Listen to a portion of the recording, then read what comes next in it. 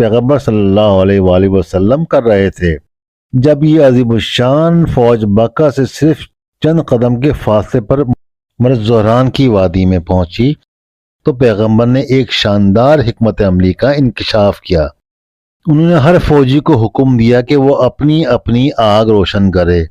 منظر کا تصور کریں، تاریخ خاموش وادی اچانک 10,000 روشنی کے نقطوں سے روشن ہو گئی۔ شعلوں کا ایک سمندر جو پہاڑیوں میں پھیلا ہوا تھا۔ قریش کے جاسوسوں کے لیے پیغام بالکل واضح تھا، مزاحمت بیکار ہے۔ اسی رات قریش کے رہنما ابو سفیان کو جاسوسی کرتے ہوئے پکڑ لیا گیا، پیغمبر کے سامنے لایا گیا۔ یہ ایک ایسا لمحہ تھا جس کی تعریف انتقام سے کی جا سکتی تھی۔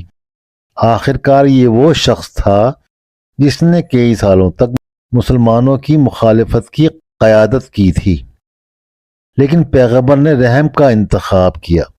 انہوں نے ابو سفیان کو آزادی دی اور ایک ذہین اقدام کے طور پر ان کے گھر کو پناہ گاہ بنا دیا۔ انہوں نے اعلان کیا، جو کوئی ابو سفیان کے گھر میں داخل ہوگا وہ امن سے ہوگا۔ رحم دلی کے اس ناقابل یقین عمل نے صرف ایک جان نہیں بخشی، اس عمل نے حزب اختلاف کے رہنما کو امن کا پیغمبر بنا دیا۔ مکہ کی طرف تیزی سے واپس جاتے ہوئے ایک تبدیل